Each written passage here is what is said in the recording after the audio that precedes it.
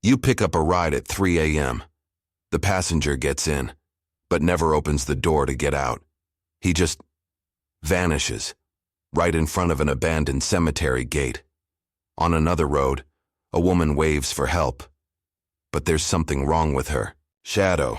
Real stories or midnight hallucinations? Put on your headphones and find out, if you dare.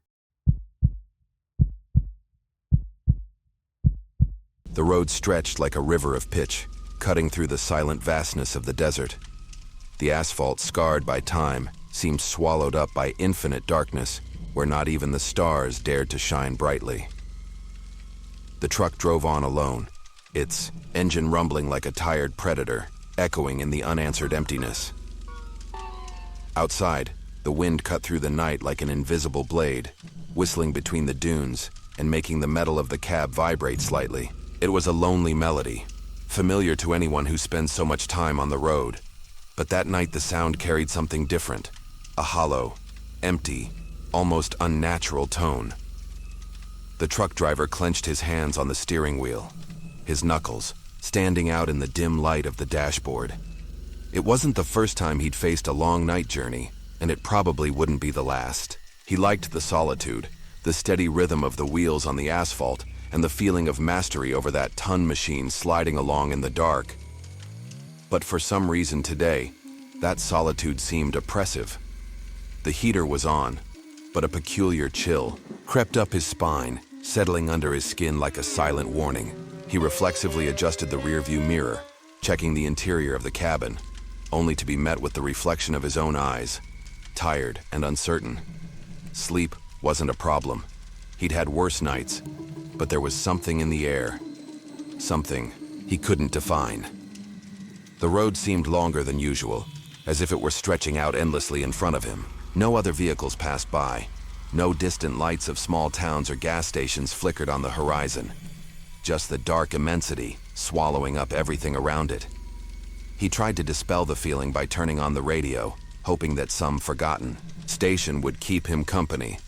But the only sound that came out of the speakers was a static, intermittent, almost suffocated hiss, as if something was trying to communicate without success. He turned the tuning knob, searching for any frequency, but the noisy silence persisted until a different noise infiltrated the cabin, a distant, low sound, something reminiscent of a whisper. His foot pressed lightly on the accelerator, and the truck responded with a deeper rumble. There was no reason to rush, but something inside him screamed that he shouldn't stop. Not there, not now. The darkness around him seemed denser, as if it had weight.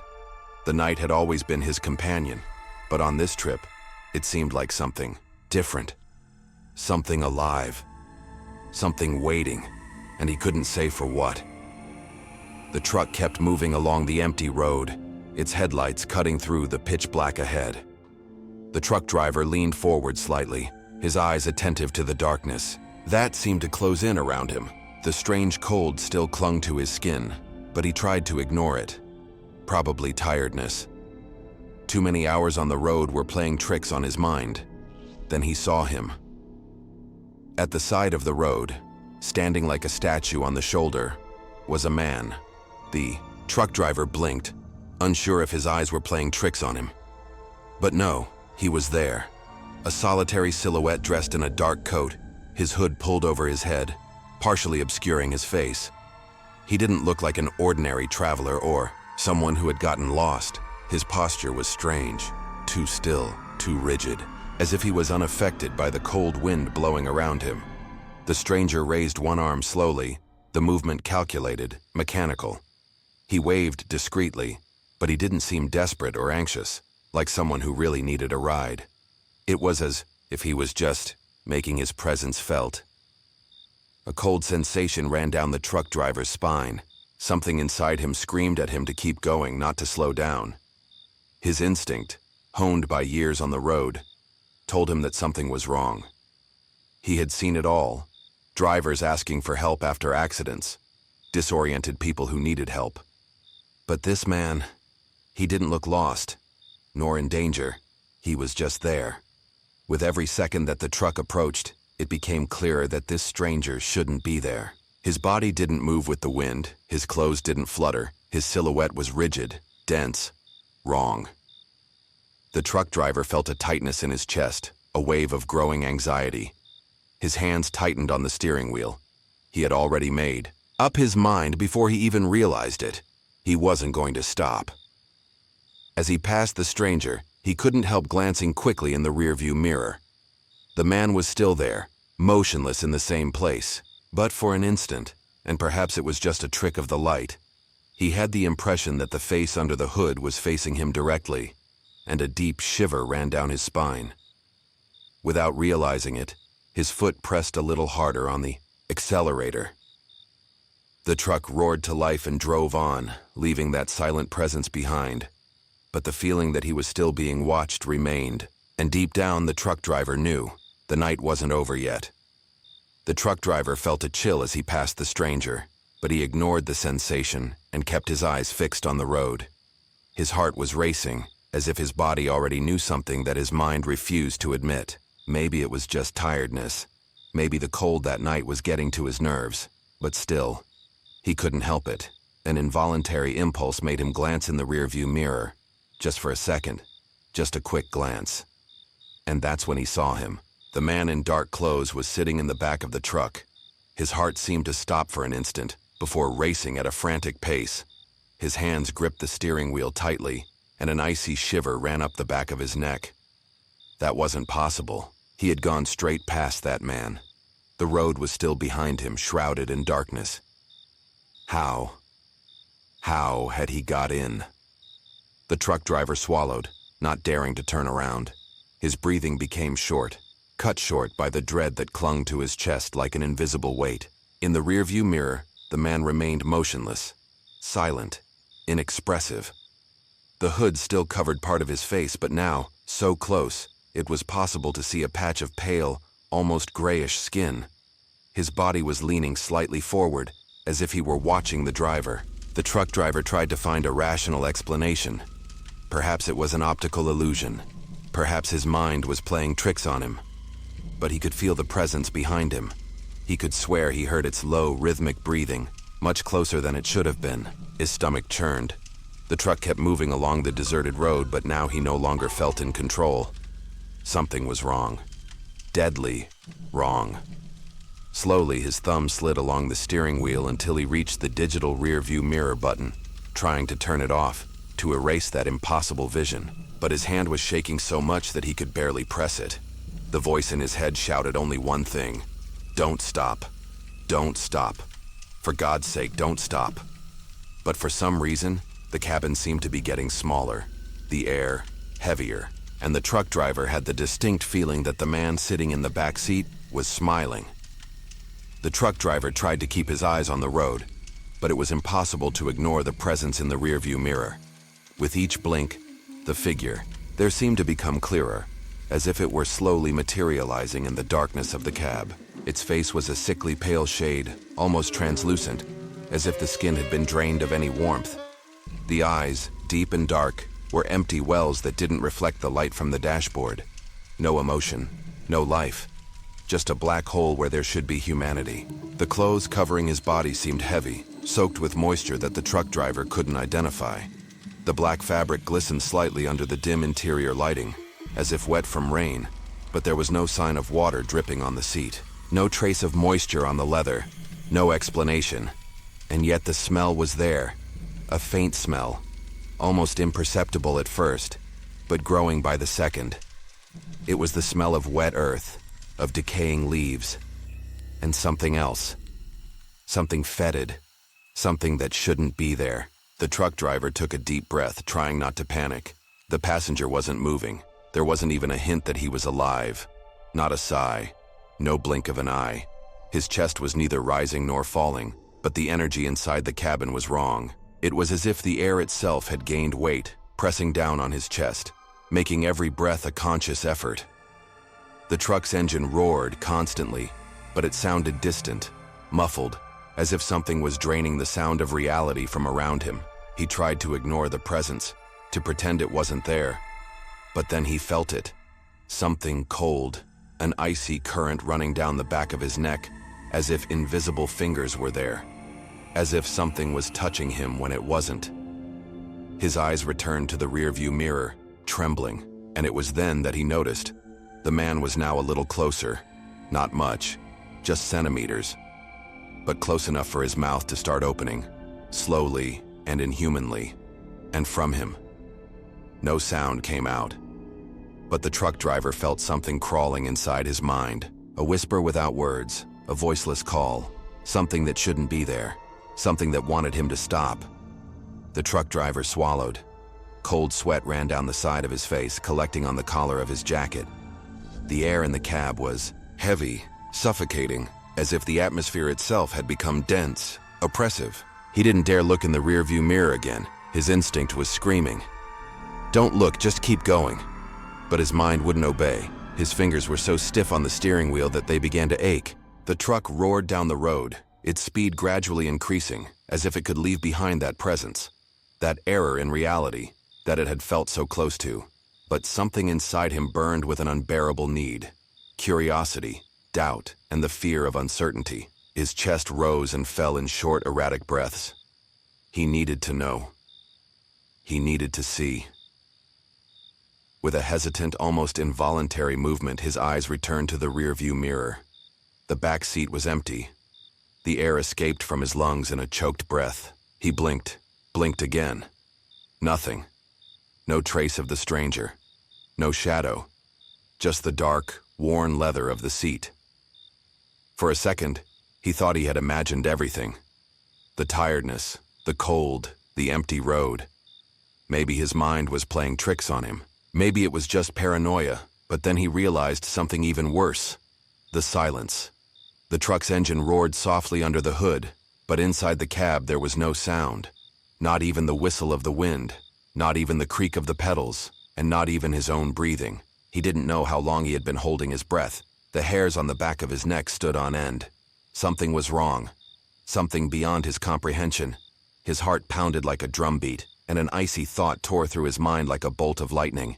If he's no longer in the back seat, then where is he? The truck driver felt an icy chill run down his spine. His fingers trembled on the steering wheel. And that's when he realized.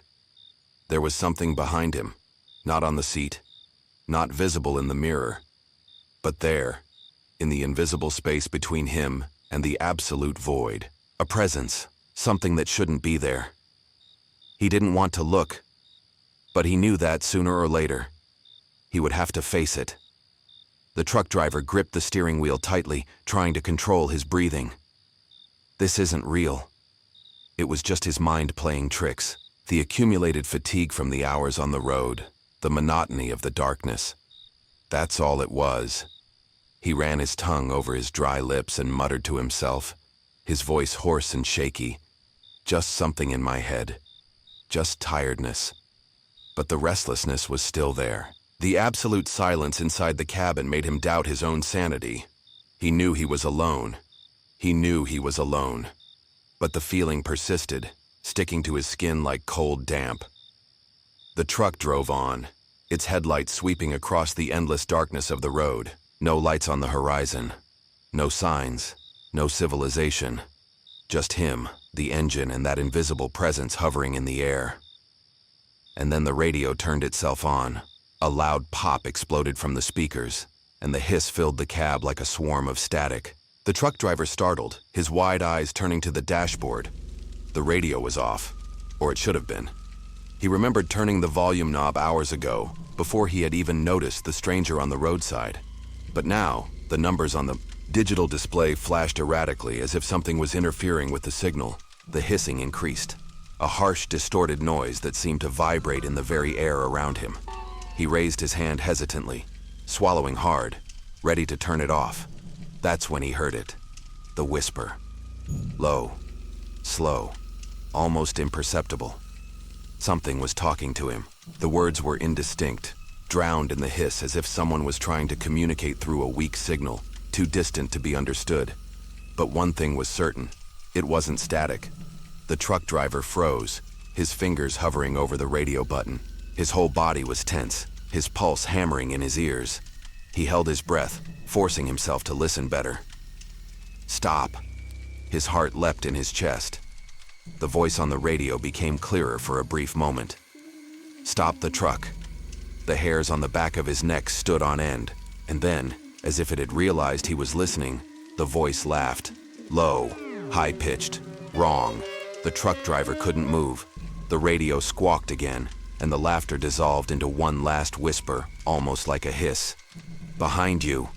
His blood ran cold. He didn't want to look, but he felt something moving inside the cab.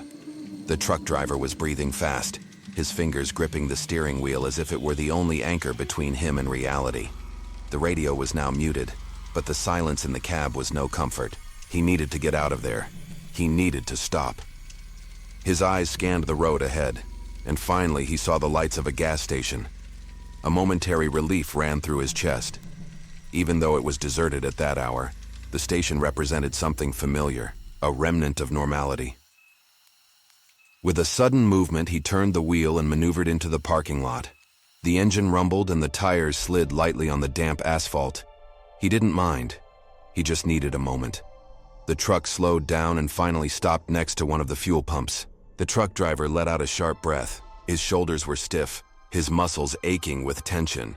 He ran his hands over his sweaty face, trying to organize his thoughts. What the hell had just happened? The fluorescent lights of the gas station flickered faintly, casting flickering shadows across the asphalt. There was no one there. No attendant, no other vehicles. Just the truck and the uncomfortable silence of the early morning. Slowly, he turned his head to look out of the window, and then he stopped. His heart almost burst out of his mouth. The man was there, outside the truck, motionless, waiting. His body seemed fused to the darkness around him, his heavy, soaked clothes sticking to his skin. But the worst thing was the eyes, two black holes, deep and impossible, that sucked in all the light around them. The mouth moved, no sound, no voice, but it spoke. He was saying something that the truck driver couldn't hear. His lips formed slow, repetitive words, like a soundless echo. The truck driver felt an unbearable shiver run down his spine. Every fiber of his body screamed at him not to open the door, not to get out of the truck, not to answer. But then something changed. The man smiled, and this time the glass of the window didn't reflect his own face. It only reflected that of the stranger. Inside the cab, behind him, the truck driver blinked, and the man disappeared. The reflection in the glass returned to normal. The back seat was empty. Outside, only darkness and the pale glow of the gas station lights flashing on the damp asphalt. He stood there, motionless, his heart hammering in his chest, trying to understand what had just happened. Had it been real? Had road fatigue driven him to delirium? His fingers trembled as he reached for the door unlock button. The silence seemed overwhelming. With a hesitant movement, he opened the door and climbed out of the truck. The cold early morning air hit his sweaty face, but the feeling of being watched didn't go away. He looked around. Nothing. Just the deserted road, the wind blowing between the poles and the suffocating silence of the gas station. But he knew. He knew he wasn't alone. The next morning he stopped at a roadside diner, still trying to digest the events of the night before. His hands were still shaking. His coffee was cooling untouched on the counter. "You okay, buddy?" asked one of the drivers sitting next to him, a guy with a gray beard and a tired look. The truck driver hesitated. What could he say? That he had hitched a ride with a ghost? That he'd seen something impossible in the rearview mirror? Yet the words escaped his mouth before he could hold them back. "I saw a man on the road last night, on the roadside, alone. He was wearing dark clothes. He looked wet. His face was pale, his eyes deep." The other truck driver froze. His expression hardened, his lips parted slightly, as if something inside him had been forcibly ripped out. "Where?" he asked, his voice hoarse, almost a whisper. The truck driver swallowed. "About 20 kilometers before the last gas station on the 89. Right where the road disappears in the dark." The man put down his coffee mug with a dry thud. His face was pale. "You saw him," he muttered. The truck driver frowned. "What are you talking about?" The silence lasted a few seconds. Then the other truck driver took a deep breath, as if about to tell a secret that should never be repeated. Years ago, a guy died there, a traveler. He hitchhiked from town to town, until one night like this he was run over on that bend. The truck driver felt his stomach turn. But I saw him. He was there. He got into my truck. The old driver nodded slowly. You're not the first to say that. The air seemed to get heavier. The truck driver stared at his empty cup, his mind spinning with the revelation. He looked down at his hands, still trembling. His eyes drifted to the window of the diner, watching the road. And, for a second, he thought he saw a dark silhouette standing motionless on the shoulder. The truck driver blinked, and there was nothing there. But he knew. The road is never really empty. Since that night, the truck driver had never been the same. He still took the road, still faced the darkness cut off only by the truck's headlights, still took the same routes. But never again did he pass that stretch of highway without feeling a shiver creep up his spine. Never again could he ignore the oppressive silence of the early hours. Never again could he convince himself that he really was alone. He never saw the stranger again. Never again did he find him standing on the roadside. He never felt his presence in the back seat again. But that didn't mean he was gone. On the darkest nights, when the road seemed endless and tiredness began to weigh him down, he felt it. A weight in the air, an icy chill on the back of his neck, and no matter how hard he tried to resist. His eyes always went back to the rearview mirror. Most of the time, all he could see was the empty back seat. But sometimes, just sometimes, he had the strange feeling that there was something there. A shadow, a figure, a piece of darkness that shouldn't be there. Waiting, patiently, as if time didn't matter to him, as if he knew that sooner or later, the truck driver would look again, and on that day the passenger would be there, smiling and waiting for the next ride. The night was particularly cold for that time of year. The city streets, normally busy until late, seemed to be shrouded in an unusual blanket of silence. The car radio was playing some station softly, but even the music sounded distant, drowned out by the soft rumble of the engine. The creeping fog covered the asphalt like a ghostly veil, dancing slowly under the yellowish light of the street lamps. My hands were steady on the steering wheel, but the muscles in my face showed the fatigue that had built up. It was my last run of the night. At least that's what I thought. I had been driving for hours without any major events, just the monotonous routine of picking up passengers who barely exchanged words with me. Some came back drunk from parties, others had the glazed look of someone coming back from an exhausting shift at work. I didn't care. The less interaction, the better. My only goal was to reach the day's target and get home. I looked at the clock on the dashboard. 01:42. I sighed. One more race. Just one more, and I'll call it a day. I took out my cell phone and updated the app. Almost instantly, a request appeared on the screen. Just one name. E. Silva. No message from the passenger. No additional details.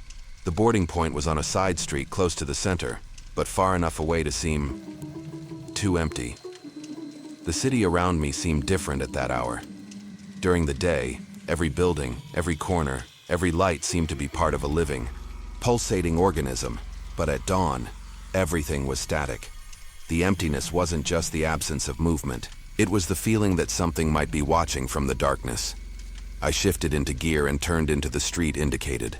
The fog seemed thicker there, as if the city was slowly being swallowed up by it. What's scarier? The silent city, or what could be hidden in the darkness? While I was thinking about it, I arrived at the site. But there was no one there.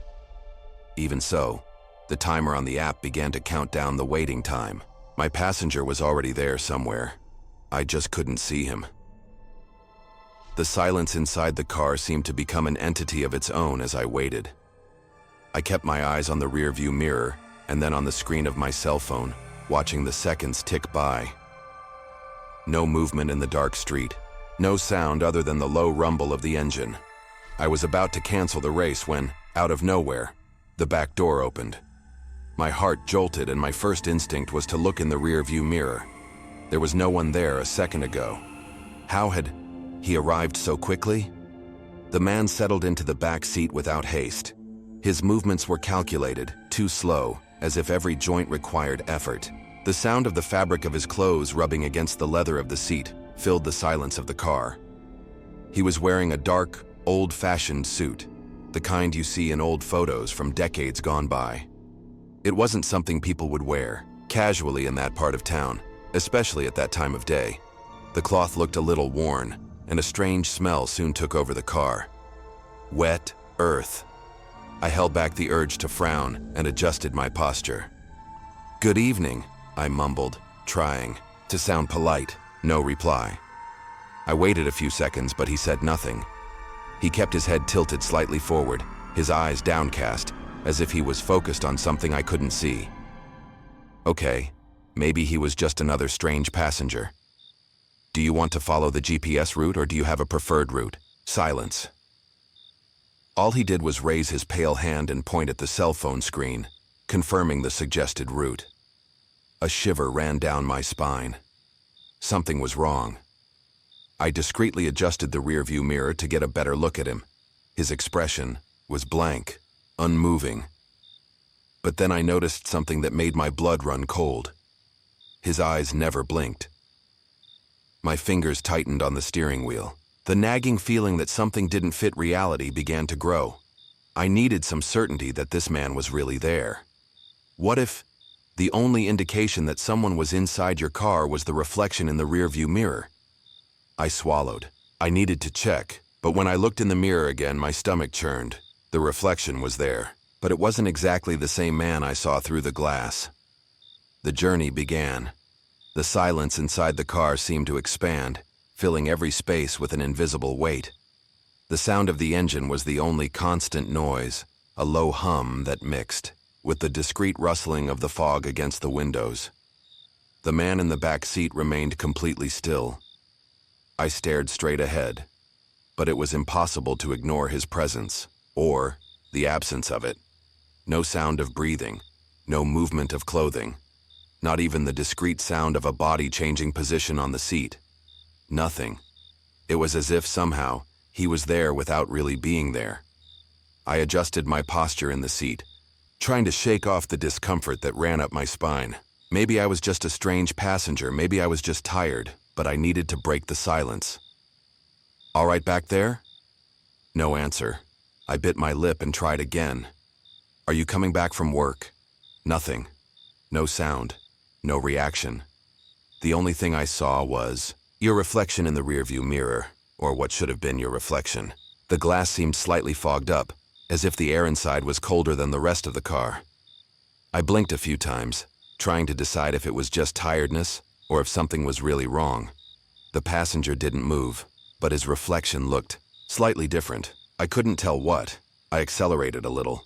The journey, which should have taken just over 15 minutes, seemed to drag on for an eternity. I felt every second weighing on me, every tick of the clock getting louder in my head. And then a horrible thought struck me.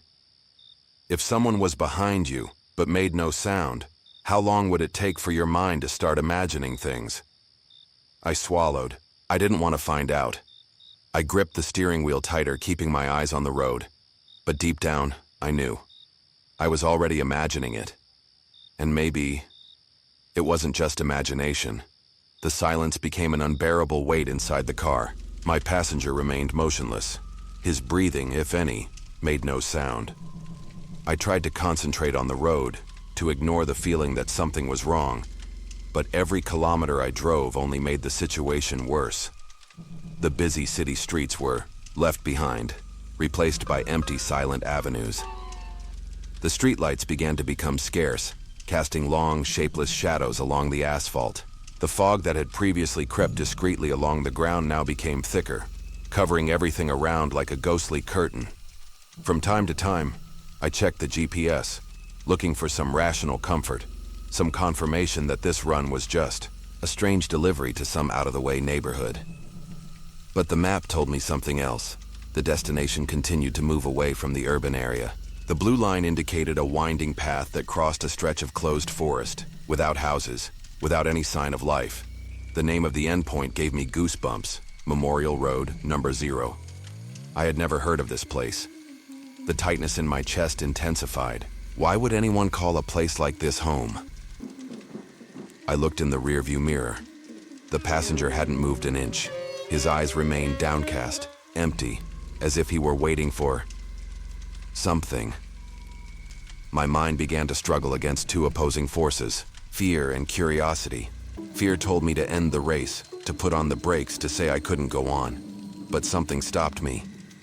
Curiosity was insidious. It whispered that I needed to see where this was going, that maybe there was a logical explanation for all this.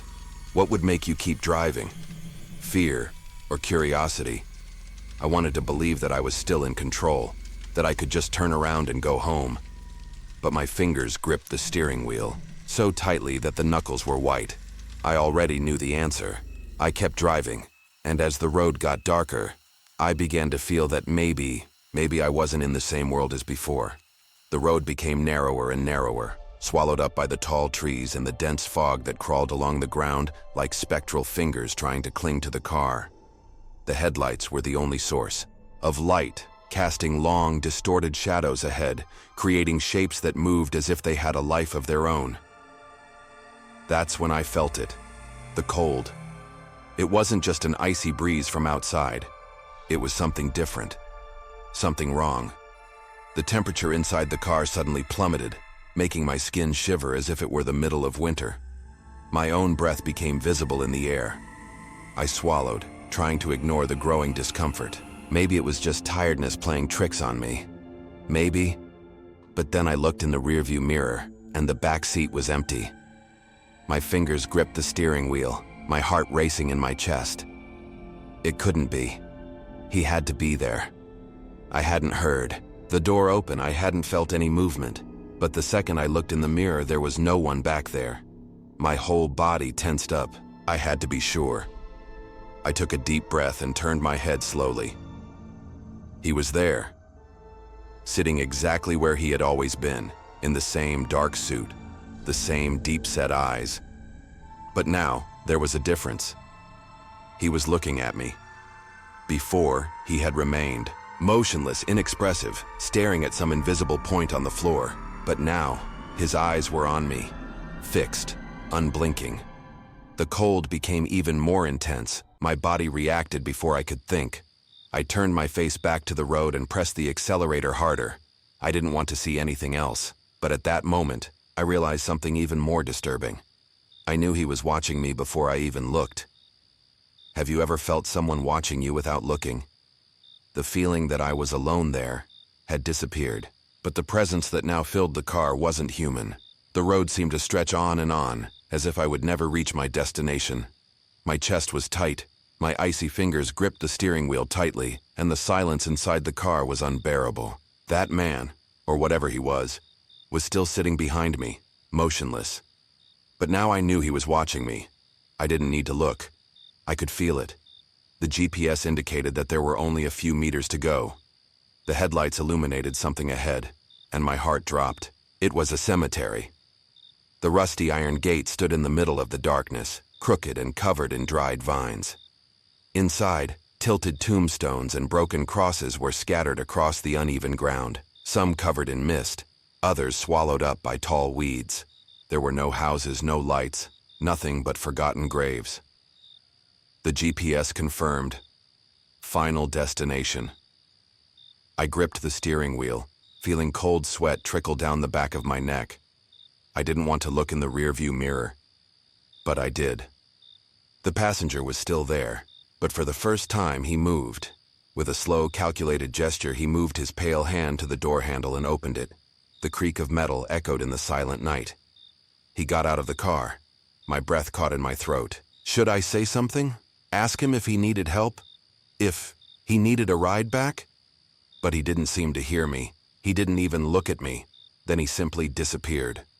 There was no transition, no movement. He didn't take the first step towards the cemetery. He just ceased to exist. My hands started shaking on the steering wheel. This couldn't be happening. I closed my eyes for a second, took a deep breath, and looked outside again. Nothing. The car door was still open and dry leaves were blowing in the wind. but the passenger was nowhere to be seen. If you witnessed something impossible, would you tell someone or try to forget? I wanted to forget, but something inside me told me that it wouldn't let me forget. The silence inside the car was almost deafening. My hands were still clenched around the steering wheel, my knuckles white from the force of the pressure. My heart was hammering in my chest and my mind was desperately trying to find any logical explanation for what had just happened. But there was no logical explanation. The man, if he was a man, simply disappeared before my eyes. He got out of the car, and before he had taken a single step, he ceased to exist. No sound, no movement, nothing. As if he had never been there. But he had. And I had proof. I swallowed dryly before finally mustering the courage to look in the rearview mirror. The back seat was empty, but it wasn't clean. There were marks on the seat, dark stains, a mixture of dust and something damp, like wet earth. The smell still permeated the car, that heavy, dense odor of something that had been buried for too long. My eyes began to sting. I had to get out of there. Before I did anything, I grabbed my cell phone from the holder and looked at the app. The race was still active, but something was different. The passenger's name, E. Silva, was no longer there. No name, no photo, no record, and the fare, $0. My fingers slid across the screen, frantic. I opened the details of the race, trying to find some clue, but the data was incomplete, as if the route had never existed.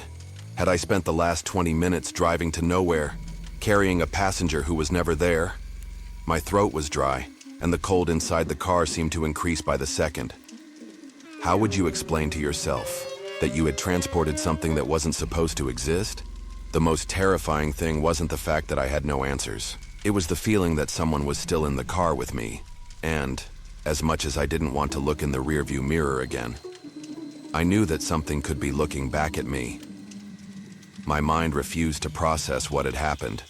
The back seat was empty, but the dirt marks were still there. The smell of wet earth lingered in the air, heavy and oppressive. The app no longer recorded the ride. It was as if none of it had happened. But it had. I knew it had. Breathing short and ragged, my heart beating hard against my ribs, I just wanted to get out of there. Start the car, step on the gas, and never go back to that place again. But then my eyes were drawn to the cemetery gate. I didn't want to look. But I did. The mist crept across the ground, skirting the old, worn tombstones. Some were broken, tilted, forgotten by time, but one in particular stood out. An old gravestone with a moss-covered stone and deep cracks, and on it, a photo. My blood ran cold. It was him. The man who had been in the back seat of my car. The same expressionless face, the same deep-set eyes, the same dark suit that seemed to have come from another era. My throat went dry as I forced my eyes to read what was engraved on the stone. Name, Eduardo Silva. The date of death hit me like a punch in the gut, 50 years ago. Exactly that same night. I took a step back, feeling my head spin. This wasn't possible. I took someone who died 50 years ago, or rather, someone who still needed one last trip. My hands were shaking as I got back into the car. Started the engine in a hurry, trying to ignore the shiver that ran up my spine. My whole body was telling me to get out of there, to forget that night.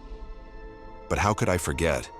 And more than that, if someone was already dead, but still needed one last ride, would you take it? That night I did. And to this day, when the clock strikes midnight and a new request for a ride appears on the screen, I wonder if he'll ever come back. My hands trembled as I turned the key in the ignition. The engine roared like a warning, as if even the car itself wanted to get out of there as quickly as possible. The gravestone was still there, imposing in the darkness, its secret buried by time. But I didn't need to look anymore. I knew what I had seen. Eduardo Silva, dead for 50 years. My legs were heavy, my head was spinning in a fog of disbelief. None of it made sense. A man who died half a century ago couldn't have gotten into my car. He couldn't have sat in the back seat, breathed that air, watched me through the rearview mirror. But he did, and then he disappeared. I shifted into gear and started to drive off, but something inside me screamed, "Look behind you. No, don't look. Just go." But the hand acted before I could think. Slowly, I turned my face and looked at the back seat. It was empty, but not completely. There, on the dark leather, rested a small, impossible object. My breath caught in my throat. I knew it shouldn't be there. With hesitant fingers, I reached for the item and held it up to the dim light of the dashboard. It was a scarf yellowed by time, embroidered with a delicate monogram, ES. The fabric smelled faintly of damp earth. Below the initials, embroidered in gold thread, was a year, born. My fingers loosened, and the scarf fell onto the bench. 50 years ago. The same night he died. What did it mean? Was it a thank you? A warning? My eyes went back to the rearview mirror. Nothing, but the cold inside the car was still there. The smell of wet earth was still there. I swallowed and hit the gas, leaving the cemetery behind. But I knew it. It wasn't over. What if this was proof that he had been there, and that maybe he would come back? I could only pray that in the next race it wouldn't be me who needed one last trip.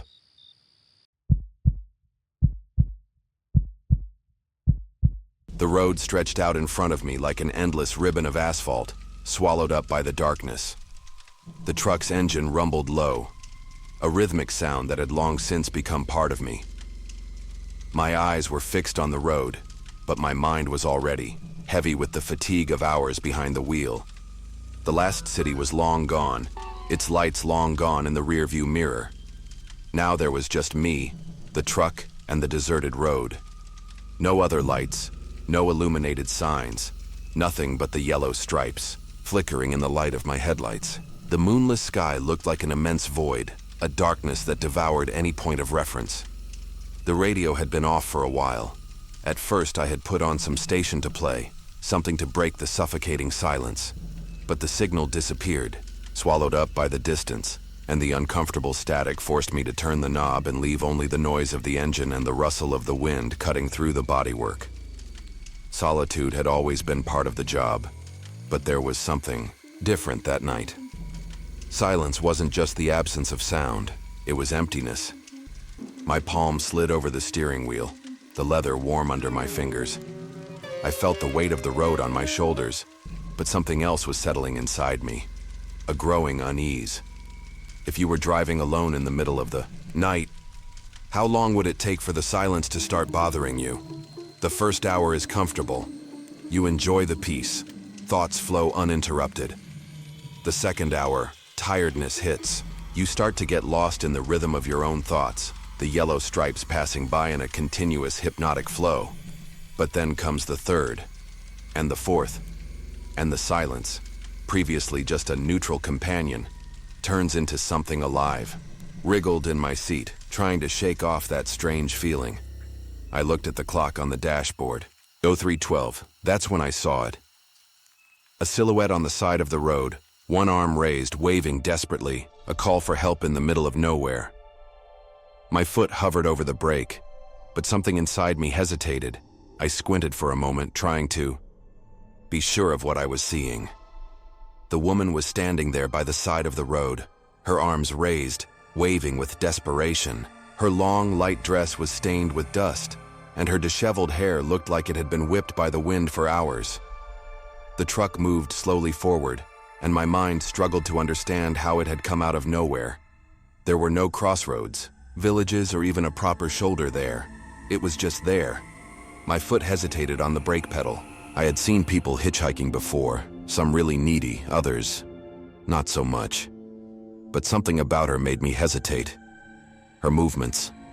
She was waving too fast, but without moving. It wasn't the kind of desperate haste of someone who was afraid of not being seen.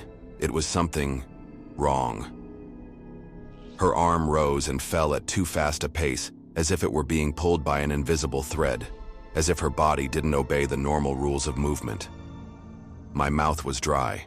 Instinct told me to move on, but logic tried to convince me otherwise. What if she really was in danger? I passed her slowly, slowing down. Now I could see her face in the light of the headlights. Her skin was too pale, gray.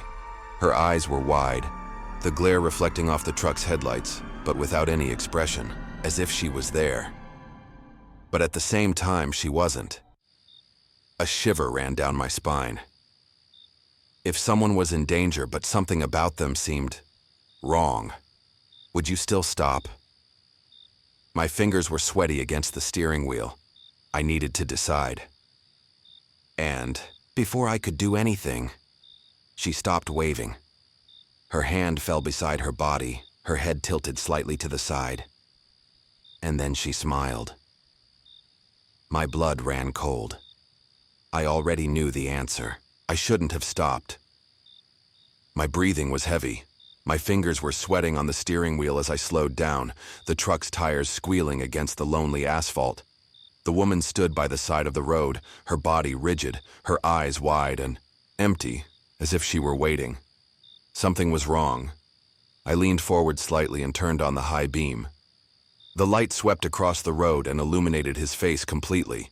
My stomach churned. She didn't blink. Her skin was too pale, almost bluish under the artificial lighting. Her eyes were too big, round like those of an old doll. Her lips were slightly parted, frozen in an expression that conveyed nothing. No fear, no relief that I had stopped. Just an emptiness that was impossible to understand. My instinct was screaming at me to keep going. But part of me, maybe the rational part, maybe the naive part, told me that she needed help.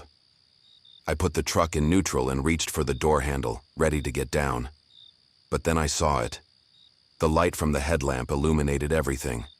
The road, the dry scrubland all around, the small pebbles scattered along the roadside. But something was missing. She had no shade. My heart jolted in my chest. The strong light projected the silhouette of the truck onto the road, lengthened the shadows of the twisted trees around it. But there was nothing behind it. Nothing on the ground. Nothing reflected in the tall bushes. Nothing at all. The air inside the cab seemed to freeze. What if the only proof that something was wrong was something that should be there but isn't? My eyes went back to her. She was still staring at me. But now the smile on her face was bigger, and it looked impossibly human. I swallowed. I wasn't going down. No way. But what if it was too late? My stomach churned. A chill ran up my spine, making my muscles stiff, my chest tight, as if the very air inside the cab had become too heavy. My eyes remained fixed on the woman by the side of the road.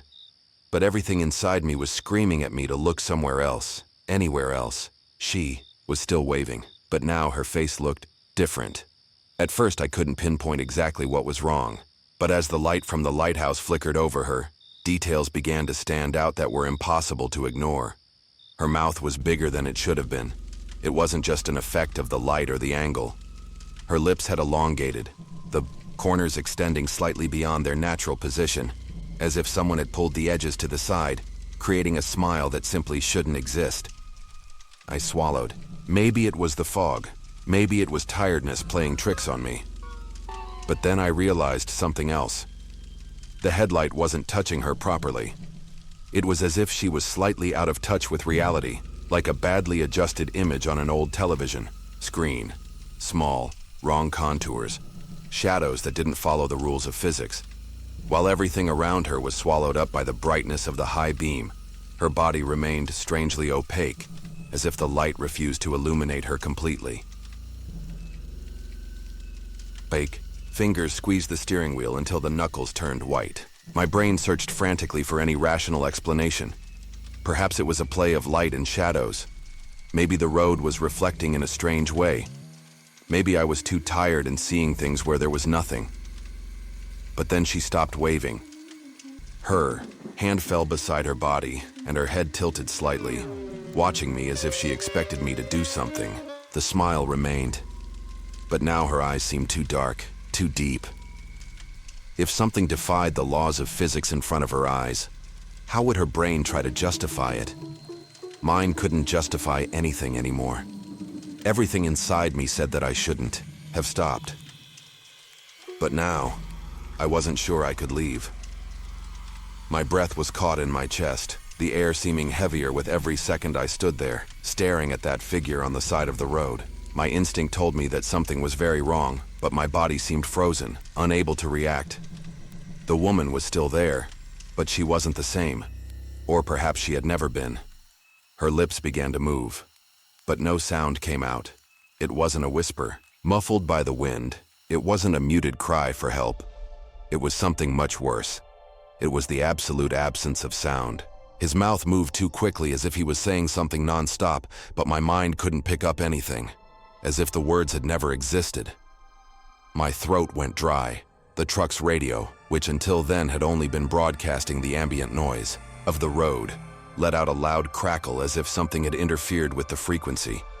I swallowed, trying to convince myself that it was a coincidence, but nothing in that situation allowed me to believe it. Then she lowered her arms and looked straight at me. Her eyes, once wide and full of despair, were now empty, dull, no reflection, as if there was nothing else behind those eyeballs. The chill that ran down my spine was unlike anything I've ever felt before. It wasn't just fear. It was the certainty that I was facing something that shouldn't be there. I wanted to shift into gear, step on the accelerator and get out of there, but a part of my brain couldn't ignore the question echoing inside me. What's worse, someone desperate for help, or someone who suddenly doesn't seem to need it anymore? My fingers squeezed the steering wheel until the knuckles turned white. She wanted me to do something. But what? That's when she took the first step, and the world around me seemed to grow colder. My mind was on high alert. Every cell in my body was screaming at me to get out of there right now, but my muscles seemed too rigid to obey. The woman on the side of the road no longer seemed to be pleading for help. Now she watched, motionless and empty, as if waiting for me to make the wrong decision. Then the truck's radio squawked violently. The sound tore through the silence, an electric, static noise, as if something was trying to tune into the wrong frequency. The vibration of the sound made my chest shake, and the air inside the cab became even denser. Then the voice came, low, slurred, distorted by a strange metallic echo, as if someone was speaking from inside a deep, empty tunnel. "Don't get out. Keep driving." My eyes went wide. What was that? Every fiber of my being told me that the voice wasn't human. The way the words slurred as if they were shaped by a mouth that didn't know exactly how to speak. It wasn't normal, but what she was saying made sense. My hand trembled on the gear. I didn't know what was happening, but I knew I shouldn't get out of the truck. And then she moved. The woman finally took a step forward, then another, and another, towards me. But there was something wrong with the way she walked. Her feet touched the asphalt, but made no sound. No click of heels against the ground. No sound of gravel shifting under her footsteps. Nothing. It was as if she was floating imperceptibly, as if her body wasn't completely there. My heartbeat quickened even more. What if something was trying to help me, like that voice on the radio, but I didn't know if I should trust it? My fingers gripped the steering wheel tightly. My mouth was dry. I needed to make a decision. And then the voice on the radio came back, stronger this time, as if it sensed my hesitation. Now! I shifted into gear, and I hit the gas. I stepped on the accelerator hard, the engine roaring in response as the truck moved forward. The asphalt under the wheels seemed to stretch endlessly, as if the road was never going to let me go. The radio still squawked, but the metallic voice had disappeared, leaving only the static and intermittent noise that reminded me that someone or something had tried to warn me. My eyes, however, remained fixed on the rearview mirror. The woman was no longer there. The space where she had been was empty, just the darkness of the road and the dust kicked up by the truck. She was gone. She simply disappeared the moment I blinked. My muscles tensed, adrenaline eating away at my chest. What the hell had I just seen? Was I going mad? Had I really seen that? My hands were sweating on the steering wheel. I swallowed and tried to calm my breathing. Maybe it was tiredness. Maybe it was just my mind playing tricks on me. But a cruel doubt was eating away at me. What if it hadn't been? Then instinct forced me to look away. The side mirror reflected the interior of the cabin, and I saw it. She was there, sitting on the passenger seat. The air drained from my lungs. A chill crawled down my spine, and for an instant, my whole body seemed to disconnect from reality. She hadn't opened the door. She couldn't have been there. But she was. The same dusty dress, the same disheveled hair. But now, her deep-set eyes were fixed on me, shining strangely in the darkness of the cabin. Her face was even paler, her features more elongated, her skin as rigid as dried wax. Then she spoke. "You almost left me behind." The voice shouldn't have been there, but it was. Low, cold, familiar, and at the same time impossible. If someone appeared inside your car without opening the door, would you be able to accept that you were still awake? My throat closed up.